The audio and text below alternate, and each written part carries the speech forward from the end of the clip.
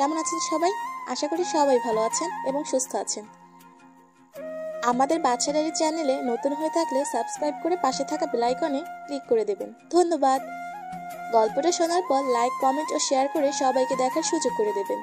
আর আপনারা কেমন ধরনের রোমান্টিক ভালোবাসার গল্প শুনতে চান সেটা কমেন্ট করে জানাতে ভুলবেন না।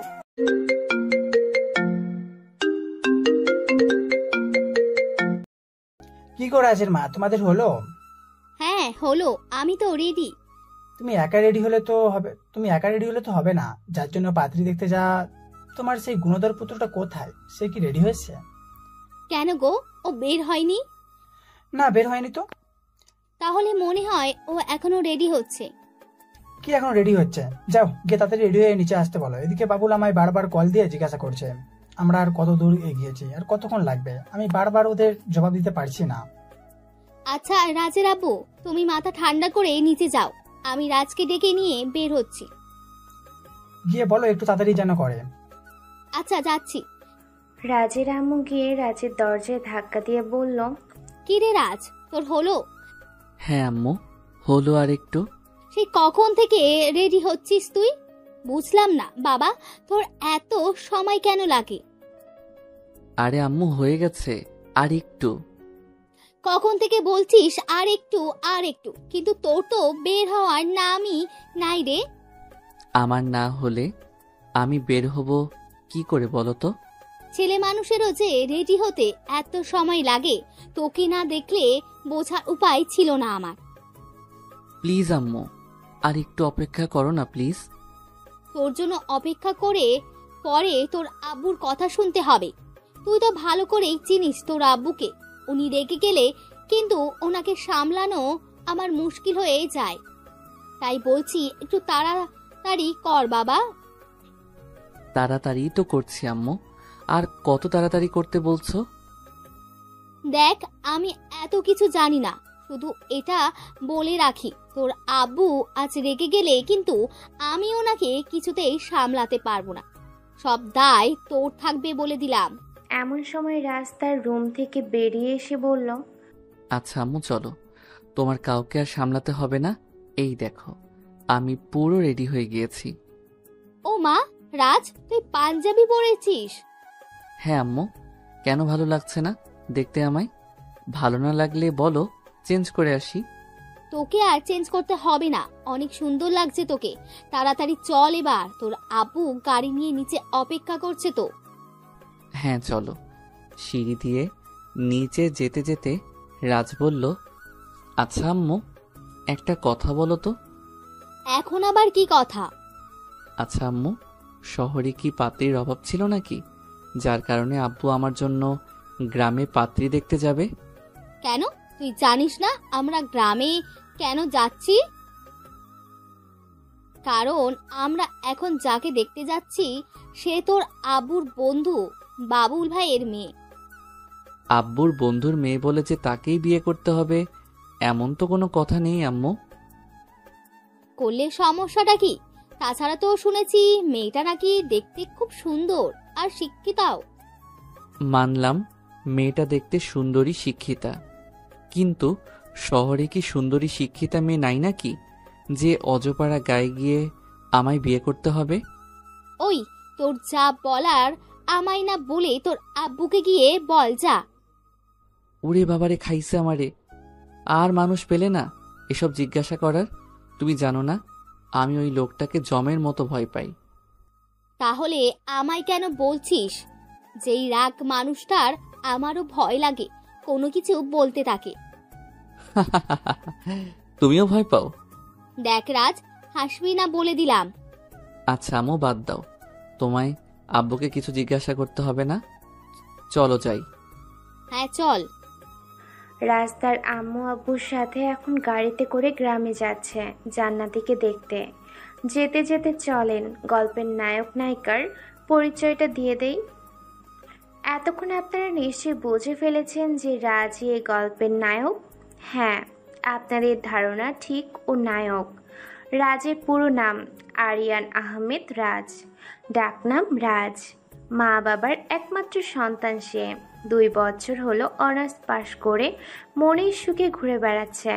অনার্স শেষ করার পর তার না পড়াশোনায় মন আছে আর না কোনো কাজে মন আছে। কি যে হলো তার, সারাদিন বন্ধুদের সাথে শুধু আড্ডাবাজি করে বেড়ায়। রাত দুপুরে ডিস্কোতে গিয়ে নাচানাচি হয়ে উঠল, শেষ রাতে মদ খেয়ে বাড়ি ফেরা, এসবই প্রতিদিনের রুটিন হয়ে গিয়েছে তার। ছেলের এসব কর্মকাণ্ডে রাজের আম্মু অবশ্য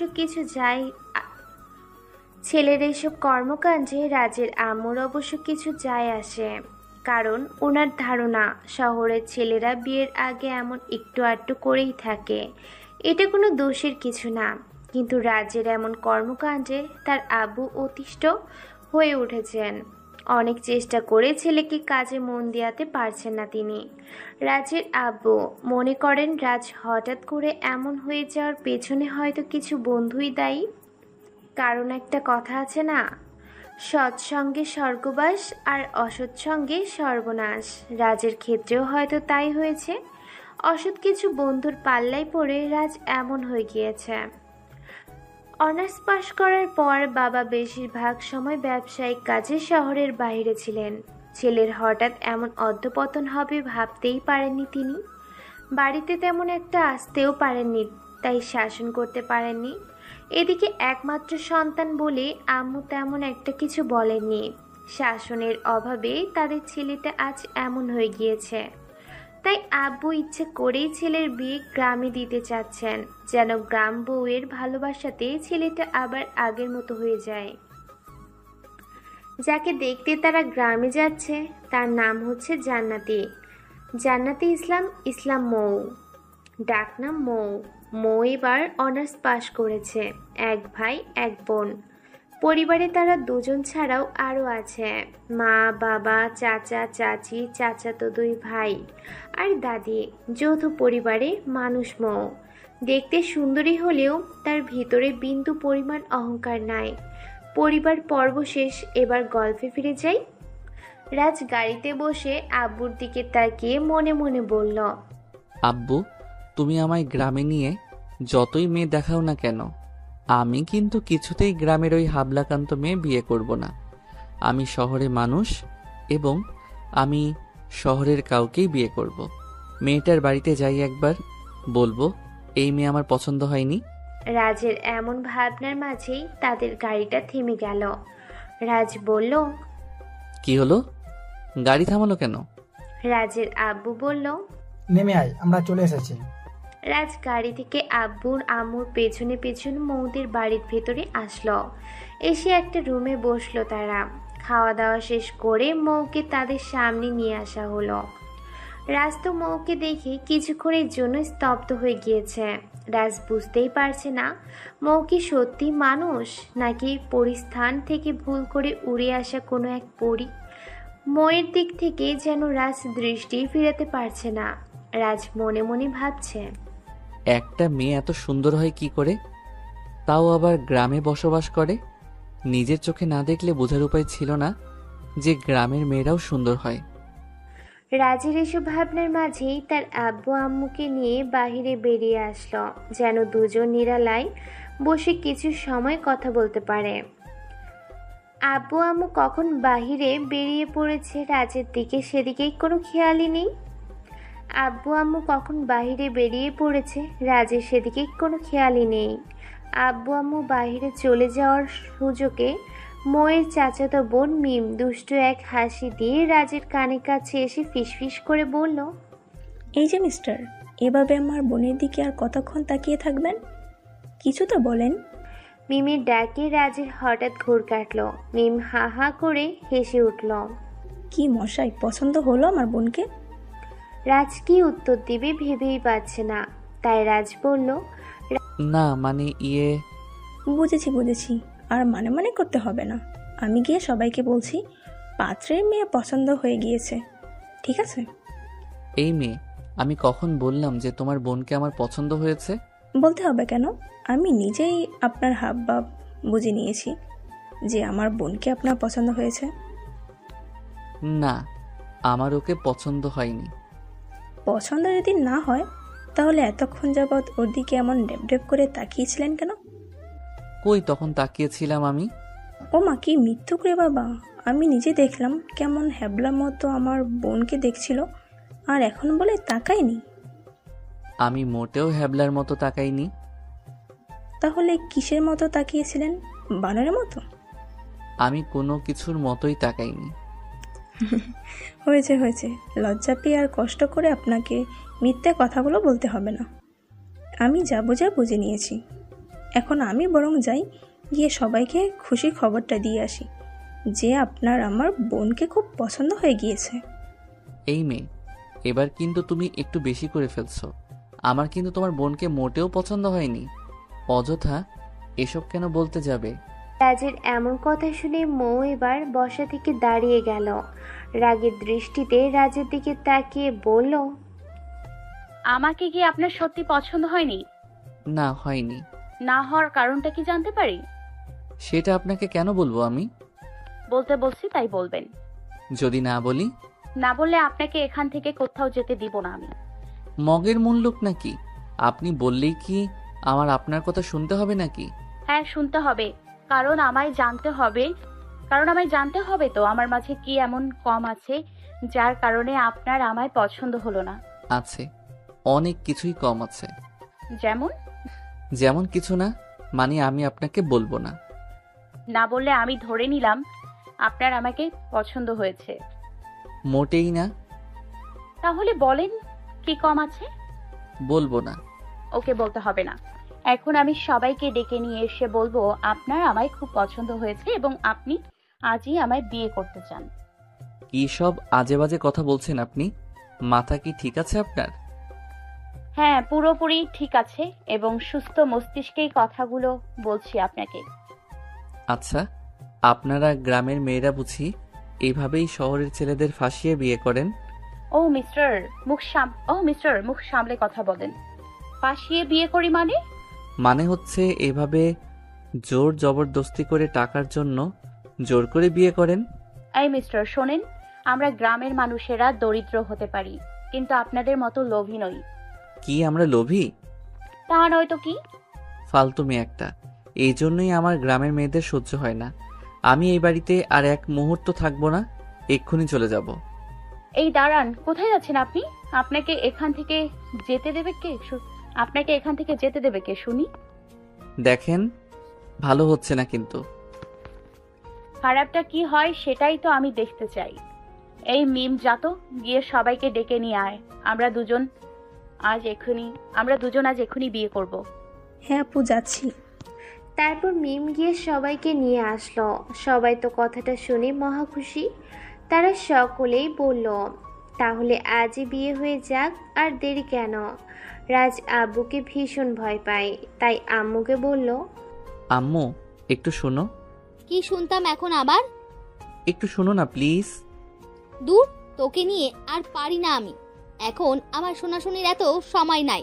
আমি গিয়ে বিয়ের ব্যবস্থা করি। যা বলার বিয়ে করে বউ নিয়ে গিয়ে বাড়িতে বলিস। দূর আম্মু, এই বিপদের সময় তোমায়ও পাশে পেলাম না আমি। এখন যে কি করি? মৌ পাশে বসে মিটিমিটি হাসছে। রাজ এদিকে রাগে জ্বলে যাচ্ছে আর মৌকে বলছে, জোর করে আমায় বিয়ে করছেন তো, আমিও এর শোধ কি করে নেই দেখবেন আপনি। মৌ বলল, আপনি আমার কচু করবেন। রাজ মনে মনে বলল, হেসে নেন, যত পারেন হেসে নেন আপনি। বিয়েটা হোক না, বাড়ি যাই আগে, তারপর আপনাকে বুঝাবো রাজ কি জিনিস। রাজ আর মৌকে এক রুমে বসিয়ে দিয়ে সকলে ব্যস্ত হয়ে পড়েছে বিয়ের জোগাড় করতে। এর মাঝে কাজী সাহেবও চলে আসছেন, একটু পর বিয়ে পড়ানো শুরু করবেন। সকলের উপস্থিতি দেখে কাজী সাহেব বিয়ে পড়ানো শুরু করে দিলেন। এক পর্যায়ে বিয়ে সম্পূর্ণ হলো। সকলের থেকে বিদায় নিয়ে রাজের পরিবার মৌকে শহরে নিয়ে চলে আসলো। রাজ বিয়ে করে যতটা না অবাক হয়েছে, বাড়ি ফিরে এর চেয়ে বেশি অবাক হয়েছে, কারণ রাজ বাড়িতে এসে যা দেখলো তা দেখার জন্য সে মোটেও প্রস্তুত ছিল না। কারণ রাজ বাড়িতে এসে রুমে গিয়ে দেখলো তার পুরো রুম ফুল দিয়ে খুব সুন্দর করে সাজানো হয়েছে। রুমের হঠাৎ এই অবস্থা দেখে রাজ কিছুটা ভূত দেখার মতো চমকে গেল। তারপর নিজেকে কিছুটা সামলিয়ে মনে মনে বলল, গ্রামে যাওয়ার আগে তো আমার ঘরে কোনো ফুলের অস্তিত্ব ছিল না, তাহলে হঠাৎ করে এই ঘরে ফুল আসলো কিভাবে? নিজেই রুম তো আজ নিজের চিনতে কষ্ট হচ্ছে আমার। আচ্ছা হঠাৎ করে কে করলো এসব? আম্মু আব্বু যে করেছে ধরে নিব তাও তো না, কারণ তারা তো সকাল থেকে আমার সাথেই ছিল। তাহলে কে করলো? ধুর, আমার মাথায় কিছু আসছে না। দেখি তো আম্মুকে ডেকে এই বিষয়ে আম্মু কিছু জানে কিনা। যেই ভাবা সেই কাজ। আম্মু আম্মু বলে চিল্লাতে শুরু করে দিল। রাজের এমন চিল্লানির শব্দ শুনে আম্মু কিছুটা ভয় পেয়ে দৌড়ে তার রুমে আসলো। এসে বলল, কি রে, কি হয়েছে? আর এমন ভাবে চিল্লাচ্ছিস বা কেন? আমার রুমে এসব কি? দেখতেই তো পাচ্ছিস ফুল, আবার জিজ্ঞেস করছিস কেন? জিজ্ঞাসা করছি এই জন্য যে আমার রুম ফুল দিয়ে এমন করে সাজানো হলো কেন? বিয়ের দিন মানুষ ফুল দিয়ে কেন রুম সাজায় তুই জানিস না নাকি? বিয়ে? হা হা হা। এভাবে হাসছিস কেন পাগলের মতো? হাসছি কারণ আজ আমার বিয়ে হলো নাকি ফাঁসি দেয়া হলো সেটাই তো ঠিক মতো বুঝতে পারছি না। কি সব আবল তাবল বলছিস? ফাঁসি হবে কেন? আজ তোর বিয়ে হয়েছে, আজ তোদের বাসর রাত বলেই তো ফুল দিয়ে এমন সাজানো হয়েছে। কিন্তু তোমরা তো আমার সাথে গ্রামে ছিলে, তাহলে রুমটা কে সাজালো? কে আবার সাজাবে? ফুলের দোকানের লোক এসে সাজিয়ে দিয়ে গেছে। বাড়ির চাবি তো আমাদের কাছে ছিল, তাহলে ওরা এসে কি করে রুম সাজালো? ওমা, কি করে আবার সাজাবে? তোর আব্বু তো গ্রামে যাওয়ার আগে ওদের সাথে কথা বলে বাড়ির চাবি দিয়ে সব ঠিক করে গেছে। তার মানে আমায় গ্রামে নিয়ে গিয়ে বিয়ে করানো, ফুল দিয়ে রুম সাজানো, সব প্ল্যান আগে থেকেই করা ছিল? হ্যাঁ, কেন? আমি কি বোকা এই বিষয়ে কিছুই জানতে পারলাম না? জানলে কি হতো? জানলে আমি কিছুতেই গ্রামে যেতে রাজি হতাম না। হ্যাঁ জানি তো, তাই জন্যই তো তোকে আগে থেকে কিছুই জানাইনি। তোমরা আমার আড়ালে এত বড় একটা গেম খেললে আর আমি কিছুই বুঝতে পারলাম না। বুঝলে তো তুই যেতে চাইতি না, তাই বাধ্য হয়েই এমন করেছি। গ্রামে আমার সাথে যা যা হলো, ওই মেয়েটা আমায় যা যা বলল, সব তাহলে তোমাদের প্ল্যান ছিল? হ্যাঁ, সব আমাদের প্ল্যান ছিল, আর মৌ সব আমাদের কথাতেই করেছে। কিন্তু আমার সাথে এমন করার কারণটা কি আম্মু? কারণটা আমি বলি। কারণটা হলো দিন দিন তোর যা অধপতন হচ্ছে, আমরা আর তোর উপর ভরসা রাখতে পারছি না। তুই আমাদের একমাত্র সন্তান, আমাদের দুজনেরই বয়স হয়ে যাচ্ছে। কই এই বয়সে তুই আমার ব্যবসার সব দায়িত্ব নিজের কাঁধে নিয়ে আমায় একটু অবসর দিবি? তা না করে বন্ধুদের সাথে আড্ডাবাজিতে মেতে উঠেছিস, রাত দুপুরে বাড়ি ফিরছিস। এভাবে চলতে থাকলে বেশি দিন লাগবে না তোর ধ্বংস হতে, তাই বাধ্য হয়ে তোর বিয়ে করে দিলাম, যেন বউয়ের ভালোবাসায় নিজেকে শুধরে নিস। কিন্তু আব্বু, তাই জন্য তো আমাদের শহরেও মতো মেয়ে ছিল। তুমি বিয়ের জন্য গ্রামে কেন গেলে?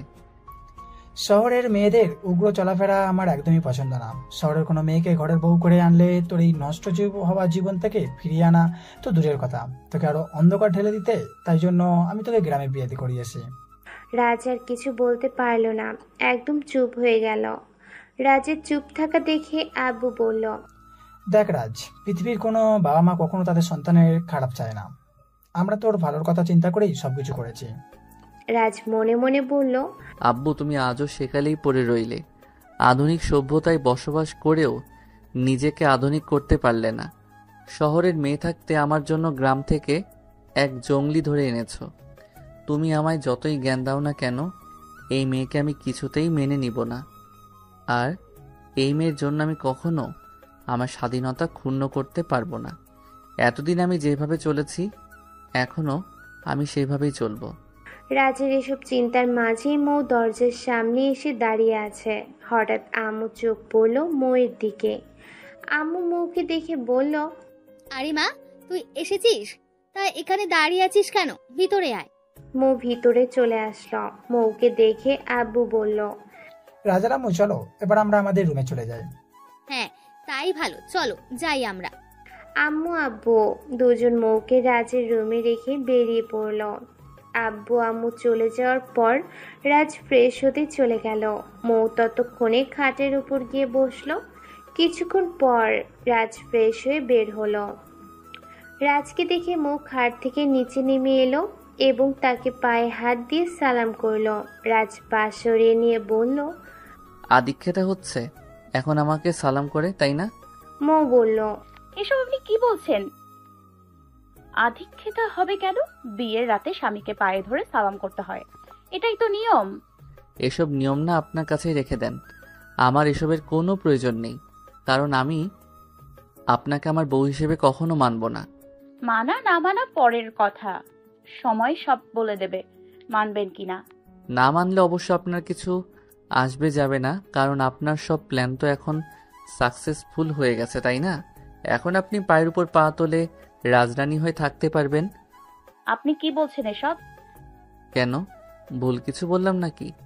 আমাদের টাকার জন্যই তো এমন জোর করে আমাকে বিয়েটা করলেন আপনি। না, আপনার ধারণাটা সম্পূর্ণ ভুল। আপনাদের টাকার উপর আমার বিন্দু মাত্র লোভ নেই। আমি শুধু আপনার আব্বুর কথা রাখতে বাধ্য হয়ে বিয়েটা করেছি। আব্বু বলল আর আপনি কোনো স্বার্থ ছাড়া রাজি হয়ে গেলেন, এটাও আমায় মানতে বলছেন?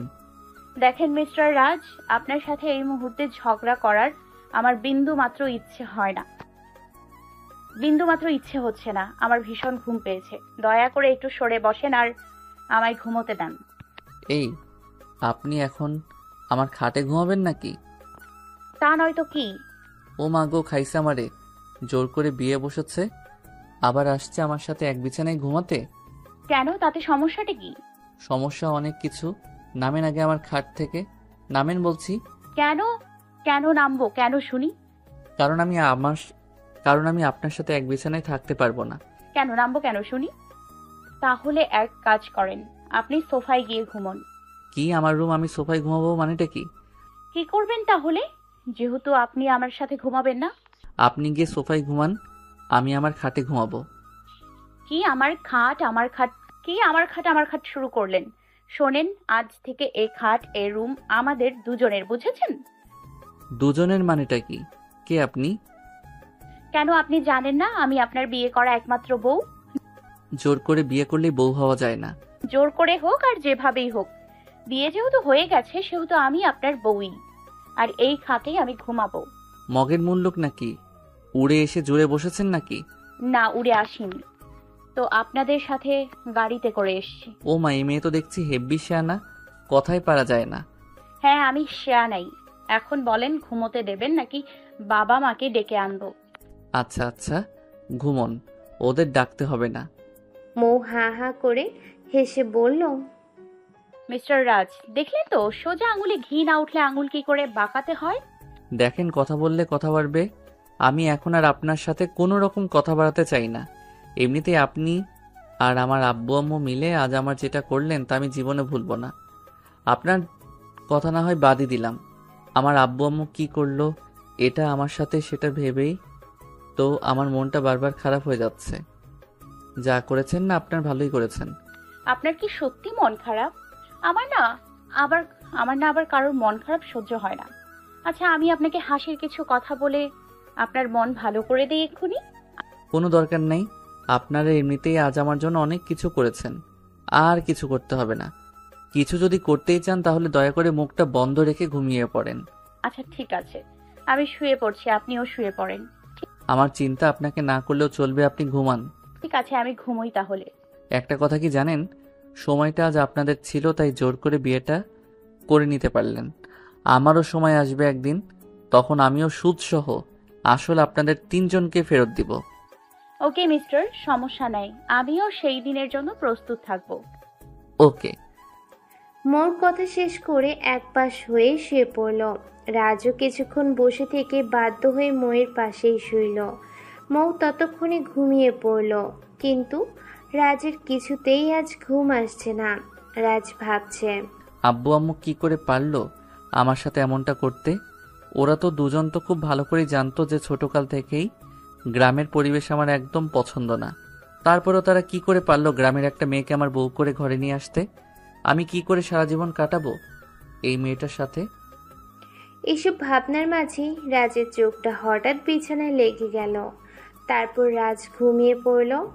রাজের সেই ঘুম ভাঙল ফজরের সময় ময়ূর দেয়া পানি ছিটাতে। রাজ পানি ছিটা পেয়ে ঘুম থেকে লাফিয়ে উঠল। উঠে দেখে মৌ তার দিকে তাকিয়ে হাসছে। রাজ বলল, কি হলো এটা? কি আবার হবে? যা হবার তাই হলো। আমার গায়ে পানির ছিটা দেওয়ার কারণটা কি? কারণটা হলো আপনাকে ঘুম থেকে জাগিয়ে তোলা। ঘুম থেকে জাগানোর কারণ? কারণ হলো ঘুম থেকে ওঠানো। আমার এখন ইচ্ছে করছে আপনাকে গলার টিপে মেরে ফেলতে। মেরে ফেলতে ইচ্ছে হচ্ছে কেন? ঘড়িতে তাকিয়ে দেখেন 5টা বাজে। এখন আমায় ঘুম থেকে জাগালেন কেন? এখন আমি ঘুম থেকে উঠে কি করব শুনি? কি করবেন তাহলে? কান পেতে ভালো করে শোনেন, বাহির থেকে কি সুন্দর ফজরের আজানের সুর ভেসে আসছে। যান, উঠেন, ফ্রেশ হয়ে অজু করে নামাজে চলে যান। আমি কি পাগল হয়ে গিয়েছি নাকি যে আমি এখন নামাজে যাব? এটা পাগল হওয়ার কি আছে বুঝলাম না তো। এত সকালে ঘুম থেকে জাগিয়ে তুলেছেন আমায় নামাজে যেতে? হ্যাঁ তুলেছি, তাতে কি? শুনেন, আমি 11টার আগে কখনো ঘুম থেকে উঠি না। আমার এখন অনেক ঘুম পাচ্ছে, আমি ঘুমাই। হ্যাঁ জি না, আমি এখন আপনাকে ঘুমোতে দিব না, কারণ এই মুহূর্তে আপনার ঘুম থেকে নামাজ উত্তম। ঘুমিয়েই তো জীবনের অনেকটা সময় নষ্ট করে দিলেন, আর কত নষ্ট করবেন? এবার যান না, একটু আল্লাহর ইবাদতে মনোযোগ দেন প্লিজ। এই মেয়ে এসব বলে কি? আচ্ছা, আমি কি করব না করব সেটা কি আপনার থেকে শিখতে হবে? জানতো পেঁচাল না পেরে আপনার নামাজ আপনি পড়েন আর আমায় একটু ঘুমাতে দেন। নামাজ না পড়লে তো কিছুতেই আমি আপনাকে ঘুমোতে দিব না। আপনি না দেয়ার কে? আমার যা খুশি আমি তাই করব। আমি কেন আপনার কথা শুনতে যাব? আর বেশি কথা বললে না একদম দরজার বাহিরে বের করে দিব বলে দিলাম। দেখেন আমি এখন নামাজে দাঁড়াবো। আপনি বাইরে না যান, অন্তত চলেন, আমার সাথেই পড়বেন। লোক দেখানো নামাজ না আপনারটা, আপনি পড়েন, আমার পড়তে হবে না। এটা কেমন কথা বলেন আপনি? ঠিক মানতে পারলাম না। নামাজ কখনো লোক দেখানোর জন্য পড়া হয় না। আল্লাহকে ভয় করে কবরের কঠিন আযাব থেকে মুক্তি পাওয়ার জন্য এবং পরকালের শান্তির আশায় নামাজ পড়া হয়। আপনি তো দেখছি হাই সোসাইটির মানুষদের সাথে চলাফেরা করে এই দুনিয়ার মোহে পড়ে গিয়েছেন। আল্লাহকে ভুলে নাস্তিক হয়ে গিয়েছেন, নামাজ পড়তে চান না। আপনি জানেন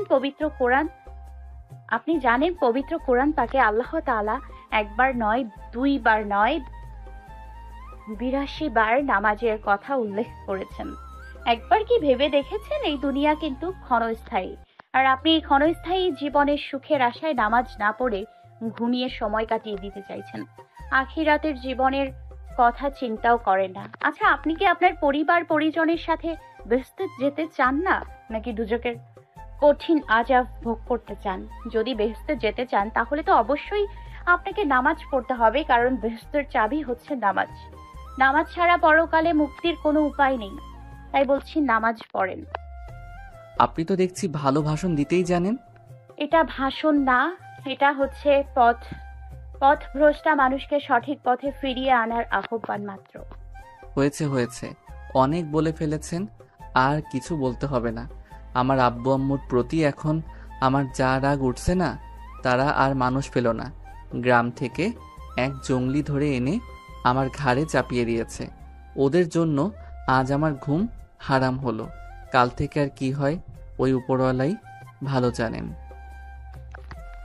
আপনি নামাজ পড়া শুরু করেন, দেখবেন আর কোনো কিছু হবে না, কারণ নামাজ মানুষকে সকল বিপদ আপদ থেকে রক্ষা করে। দয়া করে থামবেন একটু। কাল এই বাড়িতে আসার পর থেকে দেখছি কানের কাছে ঘ্যান ঘ্যান করেই যাচ্ছেন। সমস্যাটা কি আপনার? দয়া করে বলবেন কি চাচ্ছেন আপনি? কেন আমায় বিয়ে করেছেন? কত টাকা দিলে আপনি আমায় মুক্তি দিবেন?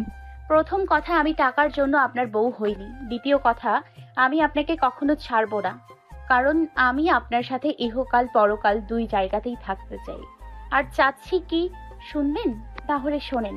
আপনার আব্বু আম্মু অনেক আশা নিয়ে আমায় এ বাড়িতে নিয়ে এসেছেন, যেন আপনাকে ভুল পথ থেকে আমি সঠিক পথে ফিরিয়ে আনতে পারি। যার পিতামাতাই চেষ্টা করে ব্যর্থ হয়ে গিয়েছেন, সেখানে আপনি তো তুচ্ছ। আমি ভালো হব না, আর আপনার দেখানো পথেও কখনো হাঁটব না। তাই ভালোই বলছি, আমার জন্য নিজের জীবনটা নষ্ট না করে এখান থেকে চলে যান। চলে যেতে তো আমি আসিনি।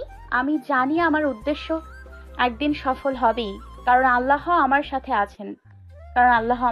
আছেন। তো কোনো কালেই হবে না। অযথা বৃথা সময় নষ্ট করবেন। দেখা যাক না কি হয়। দেখতে থাকেন আপনি। এখন আপনি নামাজ পড়বেন না, তাই তো? হ্যাঁ, পড়ব না। আচ্ছা, আমি একাই পড়ি, তাহলেই আপনি ঘুমাবেন।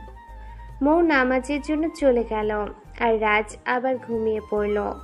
দুপুর 12টায় ঘুম থেকে উঠে সামান্য কিছু খেয়ে নিল, তারপর কয়েকজনকে ফোন দিয়ে বাইরে যাওয়ার জন্য বেরিয়ে পড়বে।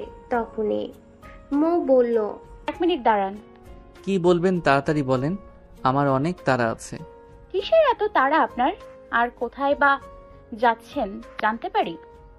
তার কৈফিয়ত কি আপনাকে দিতে হবে? হ্যাঁ, দিতে হবে। যদি না দিই? না দিলে আমিও বের হতে দিব না। কি করে আটকাবেন আমায়? ওই যে গেটের দিকে তাকিয়ে দেখেন, তাহলেই বুঝতে পারবেন। ওমা, গেটে তালা? হ্যাঁ, তালা। কে লাগালো? কে আবার? আমি। কারণটা কি জানতে পারি? আপনাকে এখন কোথাও বের হতে দিব না, এটাই হচ্ছে কারণ। আপনি বললেই আমি শুনবো নাকি? ভালোই ভালোই চাবি দেন, বলছি আমি বের হব। যদি না দিই? বাধ্য করব দিতে। তাই নাকি? হ্যাঁ তাই। করেন দেখি, কিভাবে বাধ্য করেন। চাবি দেয় না বলেই রাজ মৌয়ের হাতে এমন জোরে মোচড় দিল, মৌ তো কান্নাই করে দিল। মৌয়ের কান্নার শব্দ শুনে আব্বু আম্মু রুম থেকে বেরিয়ে আসলো। এসে দেখলো রাজ এখনো মৌয়ের হাত ধরে আছে আর মৌ চিৎকার করছে। আব্বু এসে তাড়াতাড়ি রাজের থেকে মৌয়ের হাত ছাড়িয়ে নিয়ে রাজের গালে ঠাস করে একটা থাপ্পড় দিয়ে বলল, কি হচ্ছেটা কি এসব? এমন ভাবে কেউ কারো হাত ধরে? মেয়েটা ব্যথা চিৎকার করছে, তোর কানে যাচ্ছে না? হ্যাঁ, কানে যাচ্ছে, কিন্তু ও গেটে তালা কেন লাগিয়েছে জিজ্ঞেস করো ওকে। ওর সাহস কি করে হয় আমাকে এইভাবে আটকে রাখার? তোর বাইরে কি এমন কি কাজ আছে? আগে সেটা আমি শুনি একটু। আছে, কাজ আছে। চাবি দিতে বলো ওকে। চাবি তো ওর কাছে নাই, চাবি তো আমার কাছে, আর তালা আমি ওরে লাগাতে বলেছি, তাই লাগিয়েছে। কিন্তু কেন? তোকে সঠিক পথে ফিরিয়ে আনতে। এমনিতেই তো এই মেয়েটার সাথে বিয়ে দিয়ে আমার জীবনটা তোমরা শেষ করে দিয়েছো, আর কি চাও? দেখ, কোনো বাবা মা সন্তানের কখনো খারাপ চায় না। আমরা যা করেছি তোর ভালোর জন্য চিন্তা করেই করেছি। দরকার নাই আমার এমন ভালোর। গাইয়া এক মেয়ে নিয়ে তোমরা সারা জীবন কাটাতে পারো, কিন্তু আমি পারবো না, কারণ আমার পছন্দ মডার্ন মেয়ে। গাইয়া আনকালচার্ড মেয়ে আমার একদম পছন্দ নয়। দেখ, তুই যে পথে হাঁটছিস এটা ঠিক পথ নয়, তুই এই পথ থেকে ফিরে আয়। আমি ফিরে আসবো না, আমি এই পথেই হাঁটবো। আর শুনো, এতদিন আমি তোমায় ভয় পেতাম এবং কিছুটা রেসপেক্ট করতাম, কিন্তু আজ থেকে তাও করব না। আমি আমার মতো করে চলবো, কারো কোনো কথা শুনবো না আজ থেকে। তাহলে আমার বিষয় সম্পত্তির কানাকড়িও তুই পাবি না, সব আমি বৌমার নামে লিখে দেবো। তোমার যা খুশি হয় করো, তাও আমি এই মেয়েকে মেনে নিব না। চাই না তোমার সম্পত্তি, চাই না কানাকড়ি। তোমরা থাকো তোমাদের সম্পত্তি আর এই মেয়েকে নিয়ে। আমি চললাম। জানা যা মানা করেছে কে? নষ্ট তো হয়ে গেছিস, বাড়ি থেকে বেরিয়ে দেখ জীবন কত কষ্টের। কে তোকে নেশা করার টাকা দেয় আমিও দেখি। কে আবার দিবে? আমার বন্ধুরা আছে না, তারাই দিবে। দেখ না কয়দিন দেয়, আমিও দেখি একটু দেখ না কয়দিন দেয়, আমিও দেখি একটু কে তোর সেই জনদরদি বন্ধুগুলো। মৌ আর দাঁড়িয়ে থাকতে পারল না, বলল, বাবা ওকে যেতে দিন, ওর যেখানে খুশি ও যাক। রাজ চাবি নিয়ে গেট খুলে বেরিয়ে পড়ল। রাজ চলে যাবার পর বাবা চিৎকার করে বলল, মৌরে, মা আমাদের তুই ক্ষমা করে দিস। আমরা আমাদের নষ্ট ছেলের বউ করে তোকে ঘরে এনে তোর জীবনটা নষ্ট করে দিলাম। কি সব বলছো বাবা? আমার ভাগ্যে যা ছিল তাই হয়েছে, এতে তোমাদের দোষ কি বলো? তবে আমি তোমাদের কথা দিচ্ছি, যে কোনো মূল্যে ওরে আমি সঠিক পথে ফিরিয়ে আনবো। দেখ চেষ্টা করে। এভাবে দেখতে রাত হয়ে গেল। রাজ রাত 10টায় নেশা করে বাড়ি ফিরল। রাতে ঘুমিয়ে আবার ঘুম থেকে উঠে সেখানেই চলে যায়। ময়ের কোনো কথা শোনে না। এভাবেই প্রতিদিন চলতে থাকলো। একদিন সারা রাতে আর বাসায় ফেরেনি। মৌ তো চিন্তায় পড়ে গেল, তাই ফজরের নামাজ পড়ে বাবাকে গিয়ে বলল, ও কোথায় কোথায় যায় তোমরা জানো? হ্যাঁ জানি, কিন্তু কেন? সেই ঠিকানা আমায় দাও তো। কি করবি ঠিকানা দিয়ে? দরকার আছে আমার, দাও তো। আচ্ছা নে, কিন্তু তুই চিনবি তো? তোমরা আমায় নিয়ে ভেবো না, আমি ঠিক নিচে নিব, আমি ঠিক চিনে নিব। মৌ বাবার ঠিকানা অনুযায়ী ডিস্কো ক্লাবে গেল। গিয়ে দেখে সেখানে রাজ রক্তাক্ত হয়ে পড়ে আছে।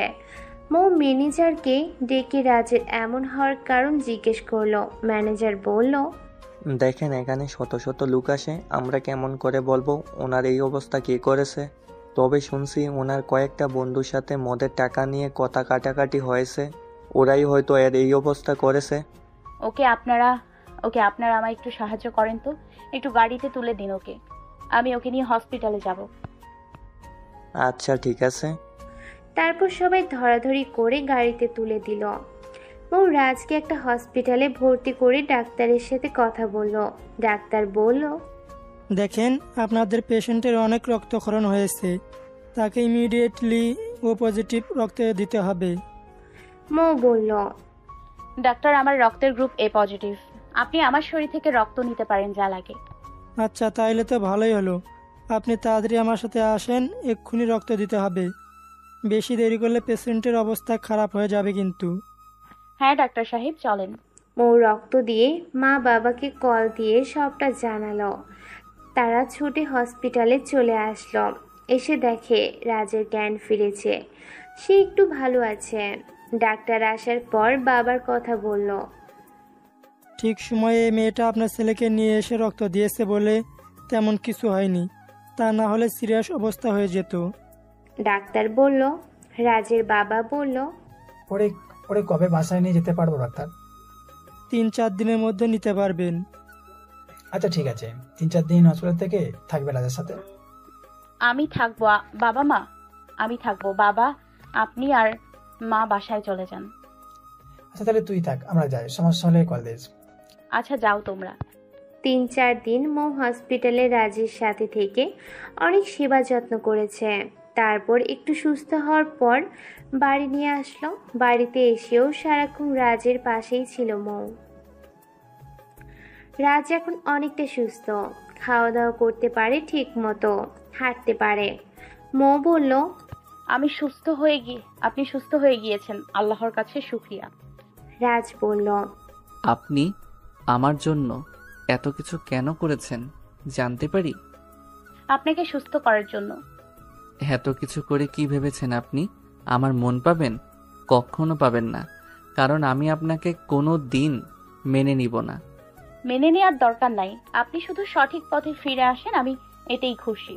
হ্যাঁ, আমি সঠিক পথে ফিরে আসব, আব্বু আম্মু যা বলে আমি তাই করব, কিন্তু বিনিময়ে আপনাকে একটা শর্ত দিব।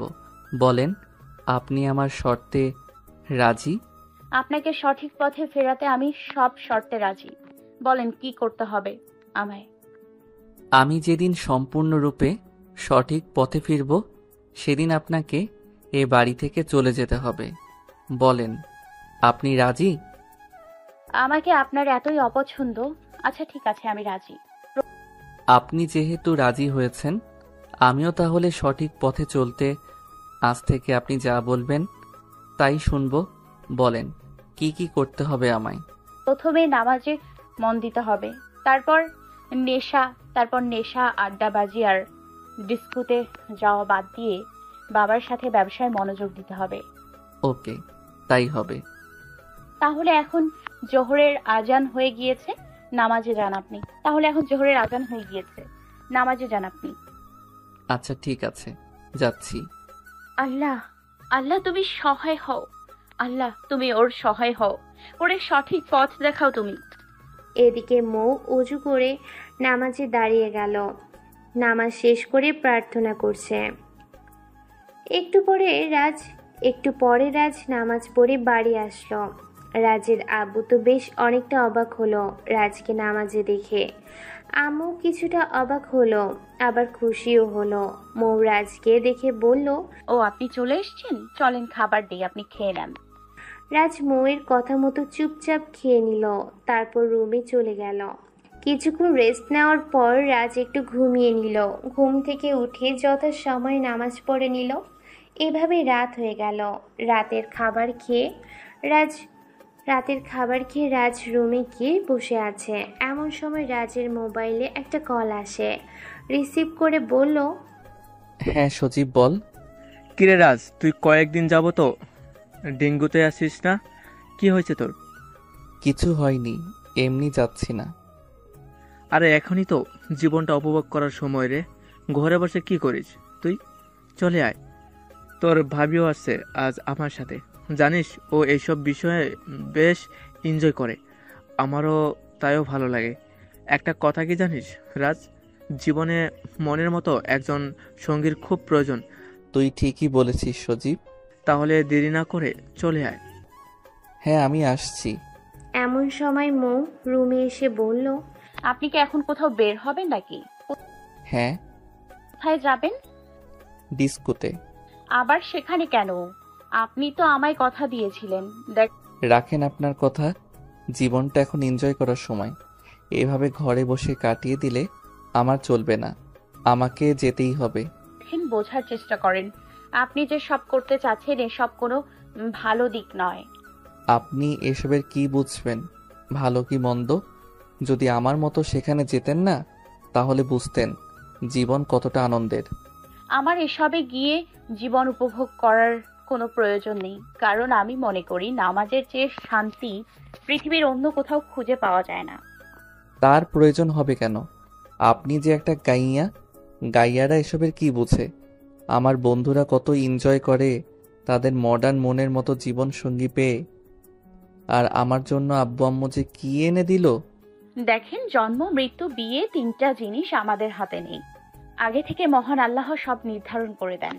তাই বলছি, অন্যের বউ দেখে আফসোস করবেন না। আর একটা কথা মনে রাখবেন, ওরা যদি আপনার জীবনে কল্যাণ বয়ে আনতো তাহলে আল্লাহ তাদের মতো কারোর সাথেই আপনাকে মিলিয়ে দিত, আমার সাথে নয়।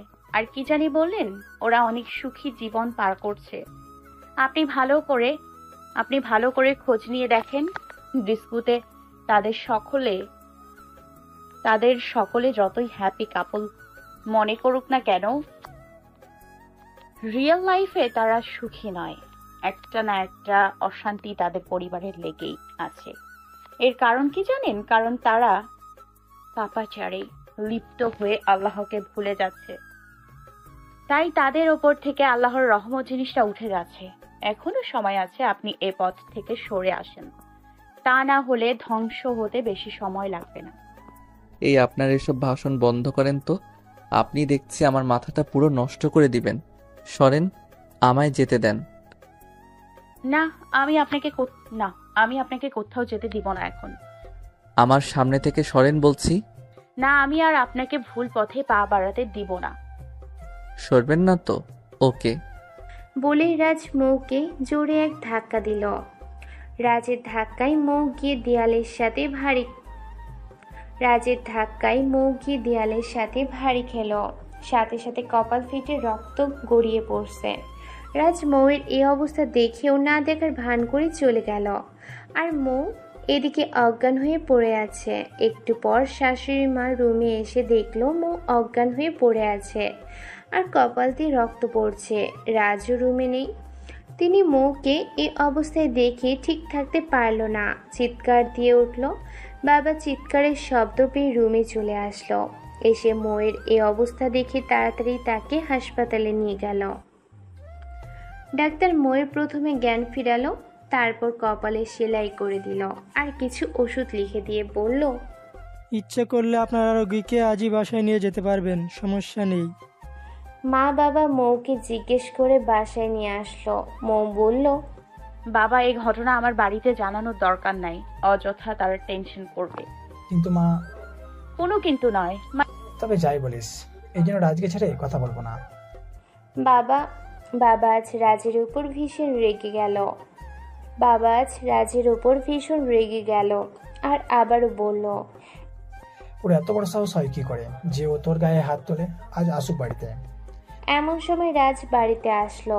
আব্বু বলল, এই নে লাট সাহেব, এই যে লাট সাহেব দাঁড়ান এখানে। রাজ দাঁড়িয়ে গেল। রাজের বাবা বলল, তুই তো দেখছি দিনে দিন নেশা করে ভালোই অমানুষ হয়ে গেছিস। দেখছে মেয়েটার কি অবস্থা করেছে, 7টা সেলাই লেগেছে ওর কপালে। রাজ মৌয়ের দিকে একবার তাকালো।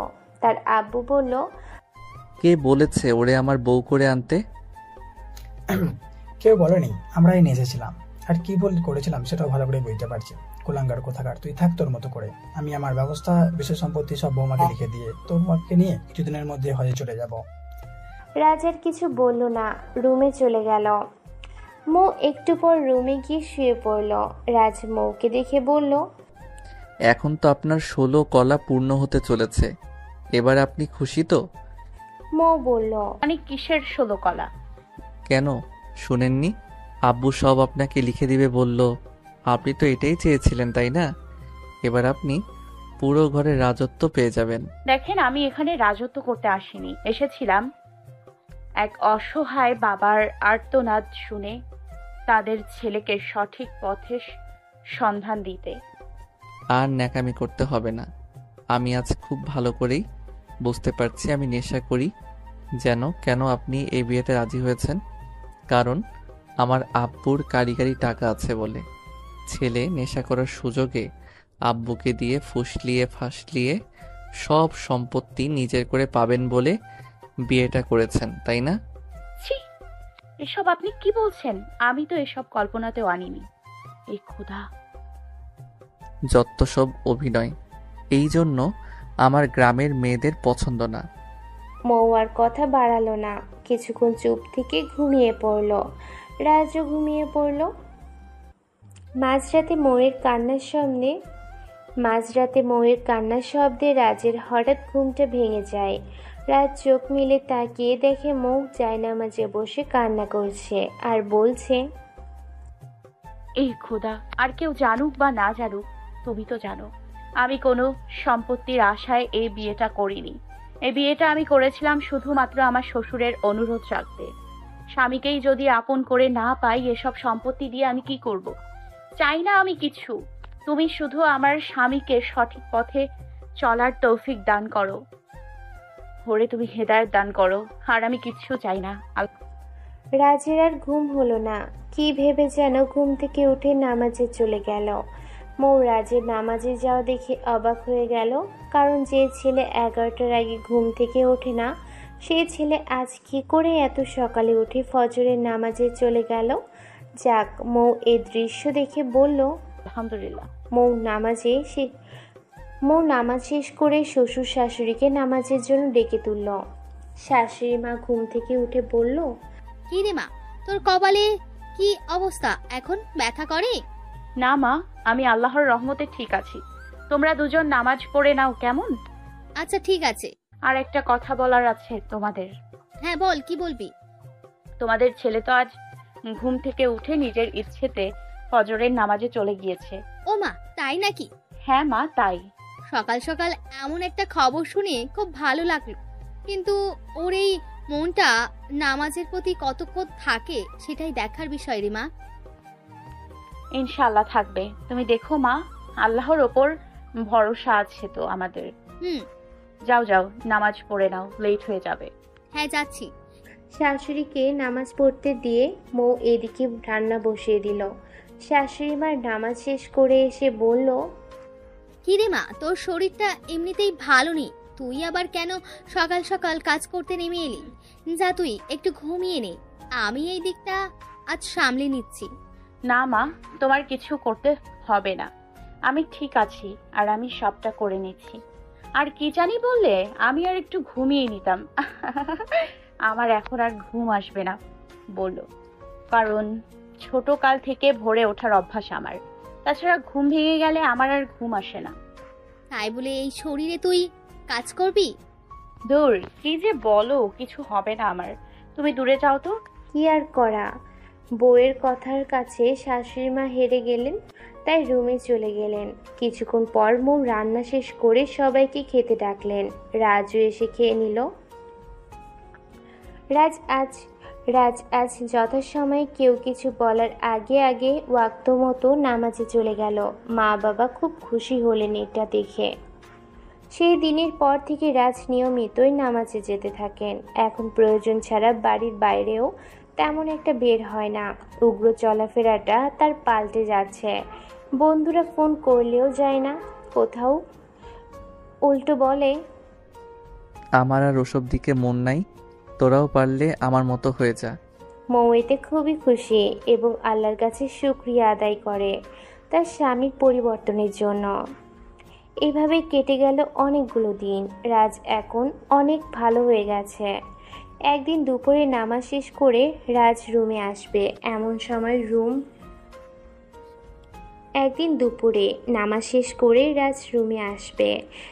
সময় মৌ রুম থেকে বের হবে, দুজনে হঠাৎ ধাক্কা লেগে গেল। মৌ বলল, এই রে, কি হলো এটা? আমি আসলে আপনাকে দেখতে পাইনি, সরি। রাজ একটা হাসি দিয়ে বলল, আচ্ছা ঠিক আছে, সমস্যা নাই। মৌ হাসতে হাসতে রুম থেকে বেরিয়ে গেল। রাজ রুমে বসে আছে এমন সময় আম্মু এসে বলল, কিরে বসে আছিস, খাবি না? হ্যাঁ আম্মু যাও, আমি আসছি। রাজ খেয়ে আবার রুমে চলে আসলো। কিছুক্ষণ পর আব্বু আম্মু আর মৌয়ের হাসির শব্দে রুম থেকে বেরিয়ে এলো। এসে দেখে তারা তিনজনে বসে কি সুন্দর গল্প করছে আর হাসাহাসি করছে। রাজের এই ব্যাপারটা দেখে ভালো লাগলো, তাই তাদের কাছে এগিয়ে গেল। আম্মু বলল, আরে রাজ, তুই আয়, বস এখানে। রাজ এসে বসে সবার সাথে গল্পে যোগ দিল। সবার সাথে কিছুক্ষণ কথা বলে মনটা ফ্রেশ লাগছে রাজের আজ। মৌ বলল, সবাই দেখছি আজ একসাথে, ভালোই হলো। অনেকদিন পর মনে হয় সবাই একসাথে হলাম আমরা, তাই না? রাজ বলল। হ্যাঁ ঠিক তাই। এর মাঝে আম্মু বলল, মৌ, একটা কাজ করো তো মা। হ্যাঁ মা, বলো কি বলতে হবে। ওই যে টেবিলে ফল রাখা আছে, যা ফলগুলো একটু কেটে নিয়ে আয়, কথা বলতে বলতে খাওয়া যাবে। হ্যাঁ মা, আমি যাচ্ছি। হ্যাঁ সাবধানে কাটিস, দেখিস আবার হাত যেন না লাগে। মা, তুমি চিন্তা করো না, কিছু হবে না আমার। মৌ ফল কাটছে আর বসে রাজের কথা ভাবছে। কিছুদিন আগেও রাজ কি ছিল আর এখন কি হলো। সত্যি মানুষ চেষ্টা করলে সবই পারে, যদি তার উদ্দেশ্য সৎ। তার এসব ভাবনার মাঝে কখন হাত কেটে ফেলেছে খেয়ালই করেনি। শাশুড়ি মা এসে যখন বলল, কিরে মৌ, তোর আঙুল কেটে তো রক্ত পড়ছে, সাবধানে কাটবি তো পাগলি। মৌ হাতের দিকে তাকিয়ে বলল, ও মা, হাত কখন কাটলো? ও মা, হাত কখন কাটলো খেয়াল করিনি তো। বাবা আর রাজ কাছাকাছি ছিল, ওদের কথা শব্দ শুনেই ছুটে আসলো। তাকিয়ে দেখে অনেকটাই কেটে গিয়েছে তার। রাজ ছুটে এসে মৌয়ের আঙ্গুলটা টান দিয়ে নিয়ে তার মুখে ঢুকিয়ে দিল আর বলল, সাবধানে কাজ করবেন তো, একটু দেখলেন তো কি হলো। মৌয়ের কষ্টের মাঝেও কেমন একটা আনন্দ হচ্ছে রাজের এমন ব্যবহারে। মা গিয়ে মেডিসিন বক্স নিয়ে আসলো এতক্ষণে। তারপর রাজ মৌয়ের আঙ্গুল ব্যান্ডেজ করে দিয়ে বলল, যান এখন গিয়ে একটু রেস্ট করেন, আর এরপর থেকে সাবধানে দেখে শুনে কাজ করবেন। রাজের এসব কাণ্ড দেখে মা বাবা দুজন দুজনকে ইশারা করে হাসলো। তারপর রুমে চলে আসলো। দেখতে দেখতে রাত হয়ে গেল। রাতে সবাই একসাথে খেতে বসলো, কিন্তু খেতে পারছে না, কারণ তার ডান হাতের আঙ্গুল কেটে গিয়েছে। মৌ তারপরও চেষ্টা করছে, কিন্তু পারছে না। রাজ এটা দেখে বলল, থামুন, আপনাকে আর কষ্ট করে খেতে হবে না, আমি খাইয়ে দিচ্ছি। এরপর রাজ মৌকে খাইয়ে দিল। মৌ তো রাজের হাতে খাবার খেয়ে আনন্দের চোখ দিয়ে পানি চলে আসলো। রাজ বলল, কি চোখে পানি কেন? আঙুল কি খুব ব্যথা করছে? না ঠিক আছে। খাওয়া শেষ করে রাজ আর মৌ রুমে চলে গেল। বাবা মাকে বলল, খেয়াল করেছো রাজের আম্মু, আমাদের ছেলেটা কিন্তু আস্তে আস্তে বৌমার প্রতি মায়া তৈরি করছে। হ্যাঁ তুমি ঠিকই বলেছো। রাজ রুমে এসে বিছানায় বসে আছে আর মৌ আয়নার সামনে দাঁড়িয়েছে চিরুনি হাতে নিয়ে চুল আঁচড়ানোর জন্য। মৌয়ের আয়নায় তাকিয়ে দেখে রাজ তার দিকে তাকিয়ে আছে। মৌ দেখে ফেলাতে রাজ কিছুটা লজ্জা পেয়ে অন্যদিকে মুখ ঘুরিয়ে নিল। মৌ রাজের কাণ্ড দেখে একটা হাসি দিল, তারপর চিরুনি নিয়ে মাথায় চুলের টান দিল। অমনি হাতের ব্যথায়ও করে উঠল। রাজ বিছানা থেকে তাড়াতাড়ি নেমে এসে বলল, এই কি হয়েছে আপনার? হাতের দিকে তাকিয়ে দেখলো চিরুনি। রাজের বুঝতে বাকি রইল না চিরুনি হাতে নিয়েই মৌ ব্যথা পেয়েছে। তাই তার হাত থেকে চিরুনিটা নিয়ে হাতে ধরে মৌকে নিয়ে এসে বিছানায় বসালো। তারপর নিজেই চুল আঁচড়ে দিয়ে বলল, এবার আয়নায় দেখেন ঠিক আছে কি না। আয়নায় তাকিয়ে মাথা নাড়ালো। তারপর রাজ বলল, নেন এবার শুয়ে পড়েন। মৌ শুয়ে পড়ল, রাজও শুয়ে পড়ল। কিন্তু রাজের আজ কেন জানি ঘুম আসছে না, শুধু এপাশ ওপাশ করছে। মৌ বলল, ব্যাপার, ঘুম আসছে না আপনার? না তো। কেন? জানি না। আমি আপনার মাথায় হাত বুলিয়ে দিই। না, দরকার নাই, কারণ এমনিতে আপনার হাতে ব্যথা। ব্যথা কিন্তু সমস্যা নেই, দেই প্লিজ, না করবেন না। আচ্ছা। ও রাজের মাথায় হাত বুলাচ্ছে।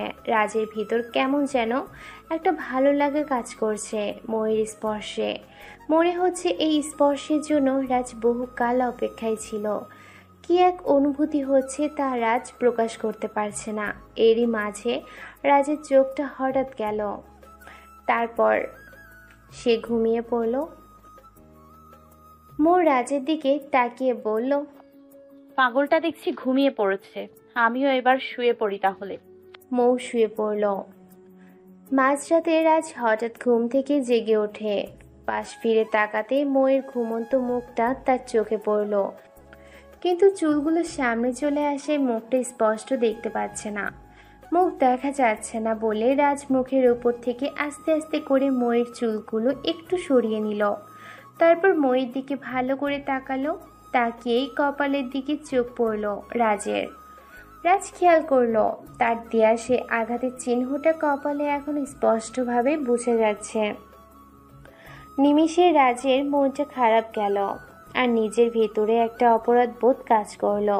রাজ মনে মনে বলল, মৌ, তুমি আমায় ক্ষমা করে দিও প্লিজ, তখন আমি না বুঝে এমনটা করেছিলাম। কপালের কাটা জায়গাটায় রাজ হাত বুলালো একটু। রাজের হাতে স্পর্শে মৌ জেগে যাচ্ছে, তাই রাজ তাড়াতাড়ি হাত নামিয়ে আবার অন্য পাশ হয়ে শুয়ে পড়ল, যেন মৌ কিছু বুঝতে না পারে। মৌ সজাগ হয়ে দেখলো রাজ ঘুমিয়ে আছে, আর বাহিরে ফজরে আজান হচ্ছে। মৌ বিছানা থেকে উঠে রাজের কপালে একটা চুমু দিয়ে উঁচু করতে চলে গেল। রাজ এদিকে মৌয়ের চুমু পেয়ে পাগল প্রায়। রাজ একা একাই বলতে লাগলো, ও মা, আজ তো দেখছি মেঘনা চাইতে বৃষ্টি ঝরলো আমার উপর। যাক, দিনটা মনে হয় আজ ভালোই যাবে। রাজ বিছানা থেকে উঠে হাসি মুখে নামাজে চলে গেল। মৌ নামাজ পড়ে রান্না বসিয়ে দিল। বাবা নামাজ শেষ করে কিছুক্ষণ হেঁটে বাসায় এসে মৌকে বলল, রাজ কোথায় রে মা? কেন বাবা, ও তো রুমেই আছে দেখছি, কোনো দরকার ওকে? দরকার, একটু দেখে নিয়ে আসতো। কেন বাবা, ও কিছু করেছে নাকি? আরে না না রে, কিছু করেনি, তোদের দুজনকে একটু দরকার আছে আমার। তুই তো সামনেই আছিস, ও নাই তাই রাখতে বলছি।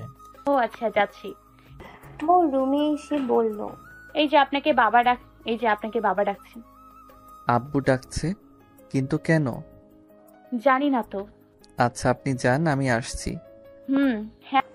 রাজকে বলল, আব্বু আমায় ডেকেছো? শুধু তোকে একা নয়, মৌকেও রেখেছি। মৌ বলল, হ্যাঁ বাবা, এবার বলো। তোর মা আর আমি তো অনেকদিন থেকেই বলছিলাম হজে যাব, কিন্তু এতদিন ধরে কোনো ভরসা পাচ্ছিলাম না। এখন তো রাজ তুই অনেকটাই পরিবর্তন হয়ে গেছিস, তাই ভাবছি সব তোদেরকে বুঝিয়ে দিয়ে সামনের মাসে আমরা হজ করতে চলে যাব। তোরা দুজন কি বলিস? মৌ বলল, বাবা এটা তো খুব ভালো কথা, তোমরা যাও, আমরা দুজন এদিকটা সামলে নিব। রাজও একই কথা বলল। তারপর বাবা বলল, মৌ, তোর সাথে আরো একটা কথা আছে আমার। হ্যাঁ বাবা, বলো। ভাবছিলাম একটু গ্রামে যাবো, অনেকদিন যাবো তোর বাবার সাথেও দেখা হয় না, গিয়েও দেখা করে আসি, আর সকলকে যাওয়ার আগে একবার দাওয়াত করে আসি। ভালো কাজে যাচ্ছি, সবাই দোয়া নিয়ে যেতে হবে তো। মৌ বলল, কি তুমি গ্রামে যাবে? হ্যাঁ রে মা। ইস, আমি কতদিন যাবত বাড়ি যাই না, কাউকে দেখতেও পারছি না, মনটা কেমন ছটফট করছে তাদের জন্য। বাবা তুমি আমায় তোমার সাথে নিয়ে যাবে প্লিজ? তুই যাবি আমার সাথে? হ্যাঁ বাবা, আমি যাব, অনেকদিন হলো মা বাবা কাউকে দেখি না। তাহলে যা, গিয়ে রেডি হয়, আমিও রেডি হয়ে বের হচ্ছি। আচ্ছা বাবা। একটু পর বাবা আর মৌ বেরিয়ে পড়ল। মৌ চলে যাবার পর রাজ বাড়িতে কেমন একা হয়ে গেল। কিছু ভালো লাগছে না তার, কেমন যেন এক শূন্যতা অনুভব করছে। রাজ মনে মনে বলল, মেয়েটা বাড়িতে থাকলে তো আমার এমন লাগে না, তাহলে আজ কেন এমন লাগছে? মেয়েটার মাঝে কি আছে আমি নিজেই জানি না। কেন যে আজকাল ওর প্রতি মনটা বারবার টানে আমি বুঝে উঠতে পারি না। কখন যে ও আসবে বাড়িতে আর কখন যে ওকে দেখতে পাবো কে জানে। সকালে ওর চুমুকে ভাবছিলাম দিনটা হয়তো আজ ভালোই যাবে। ধুর, কিসের আর ভালো গেল। এভাবেই ময়ের জন্য ছটপট করেই রাজের সারাদিন চলে গেল। সন্ধ্যার সময় মৌ আর বাবা বাসায় ফিরল। বাসায় ফিরে মৌ নিজের রুমে না গিয়ে মায়ের রুমে চলে গেল। বাড়ি থেকে তাদের সকলের জন্য খাবার পাঠিয়েছে, সেগুলো মাকে দিল। আর বাড়ির অনেক গল্প করলো মায়ের সাথে। গল্প করতে করতে রাত হয়ে গেল। ঘড়িতে তাকিয়ে মা বলল, কি রে, রাতের খাবারের যে সময় হয়ে গিয়েছে, খাবি না? চল খেয়ে নি। হ্যাঁ মা, যাচ্ছি। মৌ রাজকে গিয়ে বলল, এই যে মা আপনাকে খাবার খেতে ডাকছে। রাজ মনে মনে বলল, কোন সন্ধ্যায় বাড়ি ফিরেছে আর মহারানী এতক্ষণের সময় হলো এই রুমে আসার? খাবো না খাবার আজ। মৌ রাজের দিকে তাকিয়ে দেখে রাজ এখনো বিছানায়, তাই কাছে গিয়ে বলল, কি ব্যাপার, খাবার খাবেন না? চলেন। না, খাবো না। কিন্তু কেন? এমনি। এমনি আবার কেউ না খায় নাকি? জানি না। খিদে নাই নাকি? ও মা, এভাবে কথা বলছেন কেন? কারো উপর রাগ করেছেন নাকি? করলেই বা কার কি? যদি বলি কারোর অনেক কিছু। অনেক কিছু না ছাই। রাগটা যে আমার উপর করেছেন ভালো করেই বুঝতে পারছি। দয়া করে বলবেন কেন রাগ করেছেন? আপনি সন্ধ্যায় বাড়ি ফিরে এই রুমে আসলেন না কেন? ও, এজন্য রাগ করেছেন? আসলে মায়ের সাথে কথা বলতে বলতে খেয়াল ছিল না। সেখানেই থাকতেন, আসলেন কেন? যান, চলে যান। আচ্ছা, আমার ভুল হয়ে গিয়েছে, সরি। এই যে দেখেন, কানে ধরলাম, এবার তো খেতে চলেন। আচ্ছা ঠিক আছে, আর কানে ধরতে হবে না, এবার খেতে চলেন। চলেন। খেয়ে এসে দুজন ঘুমিয়ে পড়ল। রাজ আবার মাঝরাতে উঠে মৌকে দেখছে, মনে মনে বলছে, এই মেয়েটার মাঝে এমন কি আছে যে আমায় এতটা পরিবর্তন করে দিল? আজ তো নিজেকেই নিজে চিনতে পারছি না আমি কি ছিলাম আর আজ কি হয়ে গেলাম। যাকে একদিন গাইয়া বলে অবজ্ঞা করতাম আজ যেন তাকেই আমার কাছে বেশি ভালো লাগে। আসলে এই মেয়েটার দিকে যতই তাকাই ততই যেন তার মায়ায় পড়ে যাচ্ছি।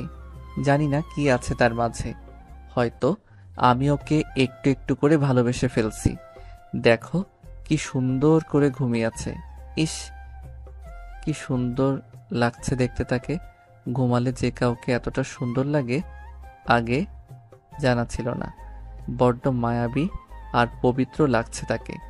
অবশ্য তাকে পবিত্র লাগারই কথা, কারণ ও সবসময় আল্লাহর কাজে নিজেকে মগ্ন রাখে। শুনেছি যারা সবসময় আল্লাহর কাজে মগ্ন থাকে তাদের মুখের উপর এমনিতে একটা নুরানি ভাব চলে আসে, যার গুণে তাদের দেখতে এত সুন্দর লাগে। তবে যাই বলি, আমি ওর কাছে চির কৃতজ্ঞ যে ও আমায় অন্ধকার পথ থেকে ফিরিয়ে আলোর সন্ধান করে দিয়েছে। তা না হলে আমি একদিন সত্যি সত্যি অন্ধকারে তলিয়ে যেতাম। শুকরিয়া মহান আল্লাহর কাছে ও তার কাছে যে আমায় সঠিক পথ দেখিয়েছে। বাইরে আজান হচ্ছে, রাজের সেদিকে কোনো খেয়ালই নেই। সে মৌকে দেখছে তো দেখছেই। এভাবে লুকিয়ে দেখার মাঝে মৌয়ের ঘুমটা ভেঙে গেল। মৌ চোখ মেলে তাকিয়ে দেখে রাজ অবাক হয়ে তার দিকে তাকিয়ে আছে। মৌয়ের চোখে চোখ পড়তেই রাজ চোখটা নিচের দিকে নামিয়ে নিল। রাজ যতই চোখ নিচে নামিয়ে নেয় না কেন, মৌয়ের বুঝতে বাকি রইল না যে রাজ তাকে ঘুমন্ত অবস্থায় লুকিয়ে লুকিয়ে দেখছিল। মৌ বিছানা থেকে উঠে পড়ল নামাজের জন্য। একটা হাসি দিয়ে অজু করতে চলে গেল। যেতে যেতে বলল, লুকিয়ে লুকিয়ে তো অনেক দেখা হলো, এবার নামাজে যান মশাই। মৌয়ের কথাতে রাজও হেসে দিল। তারপর নামাজে চলে গেল। রাজ নামাজ শেষ করে রুমে যাবে, এমন সময় বাবা বলল, রাজ একটু এদিকে আয় তো। হ্যাঁ আব্বু, আসছি, বলো। কিছুদিন পর তো আমরা চলে যাব, তার আগে তো তোকে সবকিছু বুঝিয়ে দিয়ে যেতে হবে, তাই না? হ্যাঁ আব্বু, তুমি যে কয়দিন বাড়িতে আছো একটু একটু করে আমায় বুঝিয়ে দিও, তাহলেই আমি আস্তে আস্তে সবটা বুঝে নিতে পারবো। ঠিকই বলেছিস। এখন বলো কি করতে হবে আমায়? দেখ রাজ, প্রথমে তোকে একটা কথা বলি, শোন। যে কোনো ব্যবসার মূলধন হচ্ছে সততা। যাই করিস সবসময় ইমান ঠিক রেখে করবি, তাহলে দেখবি সব কাজে সফলতা পাবি। অসৎভাবে বেশি টাকা উপার্জন করে হারাম খাবার খাওয়াচ্ছে, সৎভাবে ব্যবসা করে কম খেয়ে বেঁচে থাকা উত্তম। আচ্ছা, আমি চেষ্টা করব সবটা তোমার মতো করে করতে। এখন চল, তোকে আজ সবকিছু বুঝিয়ে দেই, আর কখন কি করতে হবে সময় সময় তোকে আমি সব বলে দেবো, ঠিক আছে? আচ্ছা। এইভাবে একটু একটু করে কিছুদিনের আয় সবটা বুঝে নিল। দেখতে দেখতে আব্বু আম্মুর হজে চলে যাওয়ার দিনও ঘনিয়ে আসলো। 2 দিন পর তাদের ফ্লাইট, তাই বাড়িতে আজ সকল আত্মীয়জনকে দাওয়াত করা হলো। সকাল থেকে বাড়িতে অনেক আত্মীয় স্বজন আসতে শুরু করলো। মৌয়ের বাড়ি থেকে সবাই চলে এসেছে। মৌ আজ অনেক খুশি সবাইকে একসাথে পাশে পেয়ে। কাজ করে ব্যস্ততায় অর্ধেক দিন কেটে গেল মৌয়ের। দুপুরে শাশুড়ি মা বলল, সকাল থেকে অনেক কাজ করেছিস, এবার যা তো মা, গিয়ে একটু রেডি হয়ে আয়। একটু পর ঢাকার সব আত্মীয় স্বজন আসতে শুরু করবে। তারা অনেকে তোকে এখনো পর্যন্ত দেখেনি। ফোন করে বলল বৌমাকে আজ কিন্তু দেখবো। আমি বলেছি আচ্ছা সমস্যা নেই, আমি এই দিক সামলে নিচ্ছি, তুই যা গিয়ে একটু রেডি হয়ে আয়। আচ্ছা মা, যাচ্ছি। তারপর মৌ রুমে এসে সাদা রঙের একটা 3 পিস পরলো। চোখে একটু কাজল দিল আর ঠোঁটে হালকা একটু লিপস্টিক দিয়ে আবার শাশুড়ির কাছে চলে আসছিল। এমন সময় রাজ সামনে পড়ে গেল। রাজ মৌকে নিচ থেকে উপর পর্যন্ত দেখে বলল, মাশাআল্লাহ, অপূর্ব লাগছে দেখতে। মৌ লজ্জায় নিজের দিকে তাকিয়ে আছে। এমন সময় রাজের মোবাইলটা হঠাৎ বেজে উঠল। রাজ কলটা রিসিভ করার সুযোগে মৌ দৌড়ে পালালো রুম থেকে। রাজ কল রিসিভ করে বলল, তুই আর কল দেওয়ার সময় পেলি না বন্ধু? আচ্ছা সমস্যা নেই, বল এখন কেমন আছিস? ওপাশ থেকে কান্নার শব্দ ভেসে আসলো আর বলল, বন্ধু, আমি ভালো নেই। কেন, তোর কি হয়েছে সজীব? আর কাঁদছিসই বা কেন এভাবে? বন্ধু, আমার সব শেষ হয়ে গেছে। আমি অনেক বড় ভুল করে ফেলেছি। তোর কথায় যদি সেদিন আমি পাপের পথ ছেড়ে ভালো পথে চলে আসতাম, তাহলে আমায় আর আজকে এই দিনটা দেখতে হতো না বন্ধু। বন্ধুরে, পাপে যে বাপকেও ছাড়ে না, তা আজ বুঝতে পারছি। হয়েছেটা কি বলবি তো নাকি? তোর ভাবি আমার সব সম্পত্তি নিজের নামে লিখিয়ে নিয়ে ডিস্কো ক্লাবের এক লোকের সাথে আজ পালিয়েছে। কি বলছিস এসব? হ্যাঁ রে বন্ধু, আমি ঠিকই বলছি। এসব হাই সোসাইটির মেয়েদের ক্লাবেই মানায় রে বন্ধু, কারো ঘরের বউ হিসেবে নয়। আর আরেকটা কথা শুনেছিস? তমালের বউ নাকি তার মায়ের সাথে ঝগড়া করে হাত কেটে হাসপাতালে আছে। কই, আমি তো এসবের কিছুই জানি না। আচ্ছা ঠিক আছে। তারপর কল কেটে দিল ওপাশ থেকে। রাজ বলল, মানুষের জীবনটা কত বিচিত্র, কখন যে কি হয় বলা যায় না। তবে মৌ না থাকলে আমিও হয়তো কখনো ভুল পথ থেকে সঠিক পথে ফিরে আসতে পারতাম না। ভাবতে অবাক লাগে, মাতাল হয়ে পড়ে থাকা রাজ এখন 5 ওয়াক্ত নামাজ পড়ে। আর এর সব কিছু সম্ভব হয়েছে মৌ তোমার জন্য। এতদিন আমি বলতাম তুমি আমার যোগ্য নও, আর আজ মনে হচ্ছে আমি নিজেই তোমার যোগ্য নই মৌ। সত্যি তুমি অনেক ভালো একটা মেয়ে, যার কোনো তুলনা হয় না। আমার অনেক ভাগ্য যে তোমার মতো একজন জীবনসঙ্গী আমি পেয়েছি। তুমি গ্রাম থেকে শহরে বউ হয়ে এসে কি সুন্দর আমার সাথে, আমার আব্বু আম্মুর সাথে নিজেকে মানিয়ে নিয়েছো। খুব ভালোবেসে ফেলেছি তোমায়, খুব বেশি। রাজ রুমে বসে বসে এসব ভাবছে, আর মৌ ওইদিকে সব মেহমানদের সাথে কথা বলছে। সব কিছু হাতে হাতে শাশুড়িকে করে দিচ্ছে। দেখতে দেখতে রাত হয়ে গেল। সকল মেহমান চলে গেল। সারাদিন কাজ করে মৌ শাশুড়ির মা দুজনে অনেক ক্লান্ত, তাই তাড়াতাড়ি ঘুমিয়ে পড়ল। পরদিন মৌ ফজরের নামাজ পড়ে ব্যস্ত হয়ে পড়ল শাশুড়ি মায়ের সব জামা কাপড় গোছাতে, কারণ আজকের দিনটায় তারা দেশে আছে। সকাল হলেই মা বাবা বেরিয়ে পড়বেন। সব কিছু গুছিয়ে দিয়ে বলল, মা দেখো সব কি ঠিক আছে কিনা। মা বলল, হ্যাঁ মা, সব তো ঠিক আছে। বাবারগুলো একবার দেখে নাও ঠিক মতো নিয়েছে কিনা। তোর বাবার গুলো আরো 4-5 দিন আগেই গোছানো হয়ে গিয়েছে। তাহলে তো ভালোই। আর শোনো, আজ সারাদিন তোমার আর বাবার কোনো কাজ নাই, শুধু নামাজ পড়বে, খাবে আর ঘুমাবে তোমরা, বুঝছো? বুঝেছি। তোর কথা না শুনে উপায় আছে নাকি আমাদের? মনে থাকে যেন। ময়ের কথা মতোই সারাদিন কেটে গেল। তারপর রাতে খেয়ে মা বাবা তাড়াতাড়ি শুয়ে পড়ল, কারণ সকালে উঠে রেডি হয়ে বের হতে হবে। রাত শেষ হয়ে ভোর হয়ে গেল। মা বাবা উঠে নামাজ পড়ে খেয়ে রেডি হয়ে নিল। রাজ আর মৌ মা বাবাকে এয়ারপোর্টে গিয়ে দিয়ে আসলো। পরদিন মা বাবা কল দিয়ে জানালো তারা ঠিকমতো পৌঁছে গিয়েছে। মৌ খবরটা শুনে বলল, আলহামদুলিল্লাহ, আর কোনো টেনশন নেই। রাজ এদিকে রেডি হচ্ছে বাইরে যাওয়ার জন্য। মৌ বলল, আপনি আবার এখন কোথায় আছেন শুনি? ও মা, আব্বু যে দায়িত্বগুলো দিয়ে গিয়েছে সেগুলো পালন করতে হবে তো নাকি? ও হ্যাঁ, তাই তো। আপনাকে আমার কিছু বলার আছে। হ্যাঁ বলেন। এখন না, বাসায় এসে তারপর বলবো। বিকেলে রাজ বাসায় চলে আসলো। রাজ বাসায় আসার সাথে সাথে মৌ বলল, আপনি চলে এসেছেন, ভালোই হলো। এই নেন, এখানে সকল কিছুর চাবি রাখা আছে, আপনি সবকিছু এবার বুঝে নেন। আমি বুঝে নিব মানে? আপনি এইভাবে ব্যাগ ট্যাগ গুছিয়ে কোথায় যাচ্ছেন? ওমা, আমার তো এবার চলে যাবার পালা। আপনার মনে নাই আপনাকে কথা দিয়েছিলাম যেদিন আপনি সঠিক পথে ফিরে এসে ব্যবসার সকল দায়িত্ব বুঝে নেবেন সেদিন আমি আপনার জীবন থেকে চলে যাব। আজ তো কথা রাখার সময় এসছে, তাই চলে যাচ্ছি। ভালো থাকবেন, আমি গেলাম। যে মৌ চলে আসবে অমনি রাজ তার হাতটা ধরে ফেলল। তারপর বলল, সকালে যে বললাম তোমার সাথে কথা আছে, কি কথা আছে সেটা না শুনেই চলে যাবে? কি আর বলবেন, চলে যেতেই হয়তো বলবেন। না, সেসব কিছুই না। আচ্ছা মৌ, তুমি তো চলে যাচ্ছ, একটাবার ভেবে দেখেছো কি তুমি চলে গেলে আমার কি হবে? কি আর হবে, আপনার মনের মতো দেখে শহরের কাউকে খুঁজে নেবেন। আমার শহর যে আজ তোমার গ্রামের শিক্ষার কাছে হেরে গেছে মৌ। আমি আজ যা কিছু হয়েছি সব তো তোমারই জন্য। তুমি চলে গেলে আমি কি করে, কাকে নিয়ে থাকবো বলতে পারো? এই রাজ্যে আর আগের রাজ নেই, অনেক পাল্টে গেছে। এই রাজ্যে তার মৌকে খুব ভালোবেসে ফেলেছে, তাকে ছাড়া সে কি করে, কেমন করে বাঁচবে বলতে পারো? রাজ, তুমি? হ্যাঁ মৌ, আমি তোমায় খুব ভালোবেসে ফেলেছি। তোমায় ছাড়া আমি একটা মুহূর্ত কল্পনা করতে পারি না। তুমি চলে গেলে যে আমি মরেই যাব।